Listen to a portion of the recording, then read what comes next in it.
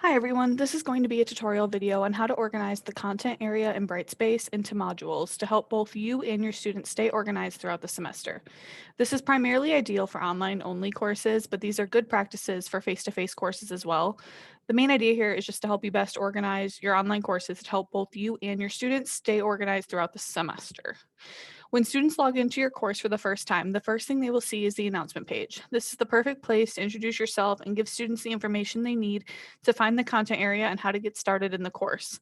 So as you can see right here, this is my practice course in Brightspace and I'm developing it. And on here, it says, welcome everyone. So this is an announcement. And as you can see in here, if the students read this announcement, it will direct them to the content area of Brightspace, which will help them find everything that they need to get started and to work through the course. So up here is the content area. And when you click on it, as you can see, I've set up all of these different weeks. So week 1, week 2, week 3, these are all different modules.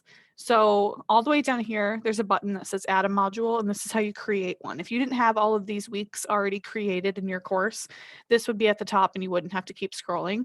But to create a module, you click on this add a module button and you can title it whatever you want, week 1, week 2, or whatever. But the first module should be titled something like Getting Started or Start Here. This module will provide students with all of the necessary course documents they will need to get started in the course. And this typically includes a syllabus, and sometimes faculty include their grading rubrics here for easy student access. So if this were me starting this course, building this course from scratch, I would title this one something like Start Here or Getting Started. So start here, enter module added successfully. You go down here, you click on these little dots and you can toggle it all the way to the top. This just helps you organize the different modules you create. So as you can see right here in the course that I created, I already have a getting started module and it says getting started course documents. So when you click on it, it would provide students with the syllabus and then any other information that you want students to have access to before they begin the course. So this course that I'm creating here as a practice is based around the novel To Kill a Mockingbird. So if I were actually teaching this course, I would want students to have access to this history PowerPoint that would give students background information before reading the novel about the history of the US during the time To Kill a Mockingbird was written. So anything that you want students to have access to would go into this first module, syllabus, grading rubrics, anything like that. After the Getting Started module, you can set up your modules based on your course schedule. These modules are typically titled by week, but sometimes faculty title them Module 1 or Chapter 1. This is all personal preference for you to decide. Some faculty prefer a weekly setup and some faculty prefer a bi-weekly setup. This all depends on how you set up your assignments throughout the course. If you use weekly modules, this would provide students with everything the students need each week. If you use bi-weekly modules, the idea is the same, but it gives students access to each module for a longer period of time. So this would be the best if you have homework due every 2 weeks, for example, instead of every 1 week. For the sake of making things easy for this video, we will just talk about using weekly modules. But if you would like more help with setting up bi-weekly modules, please contact us at OTLE and we would be more than happy to help you with that. Using modules provides you and your students the opportunity to stay on schedule and manage time. The best way to keep your modules organized and keep your due dates aligned is to incorporate a date in the title of the module or to use a module start date. So as you can see right here in my course, my practice course, all of my modules are set up by different weeks. So I titled them week 1, week 2, week 3, but you can also see right here, it says begins August 31st, begins September 7th. So that's just the date that each of these weeks would begin in the course of the semester. I based it on the fall 2020 semester.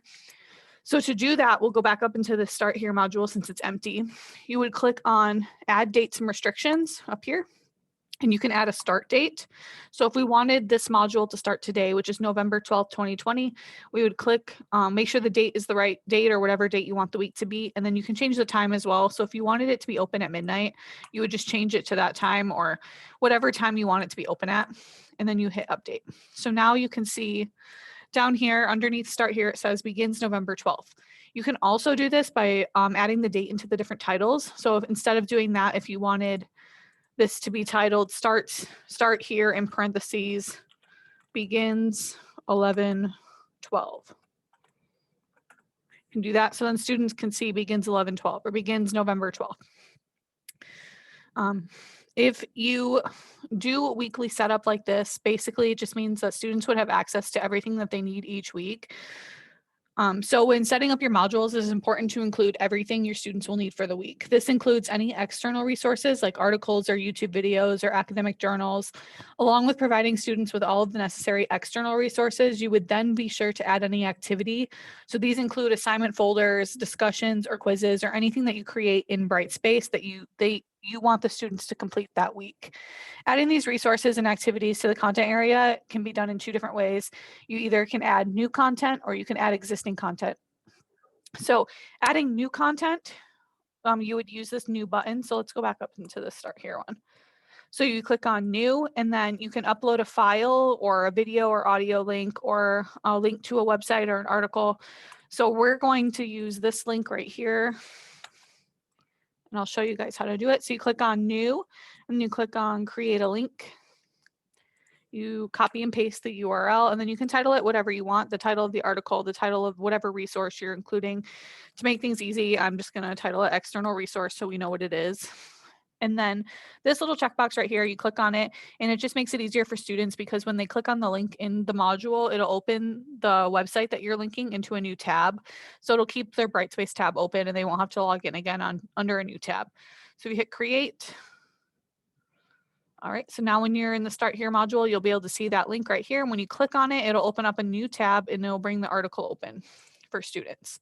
To add existing activities, you do it similarly, but instead of hitting the new button, you hit add existing activities. And when you click on this one, you can add anything that you already have built into this course that you created elsewhere in Brightspace.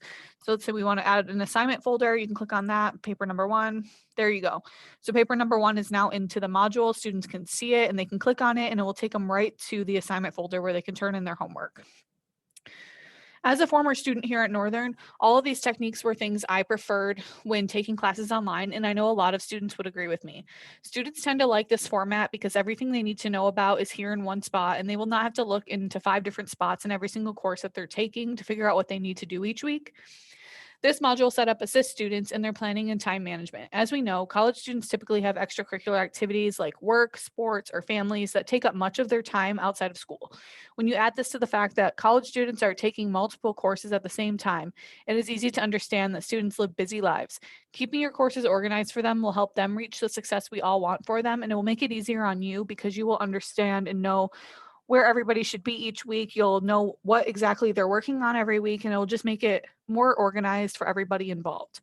Along with time management, Brightspace checks off the items as you do them when they're in the modules. So you can see these little numbers here on the side. So each of these numbers are different things that need to be completed for that week in that module.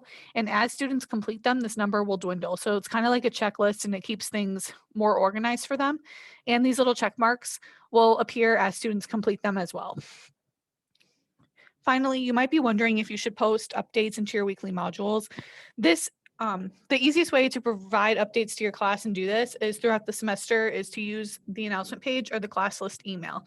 These are perfect tools for keeping an open line of communication between you and your students, but it will also not overwhelm them by adding too much into the content area as you go along. You don't have to overdo it, but once or twice a week to provide updates and maintain your presence can be helpful for students and for you.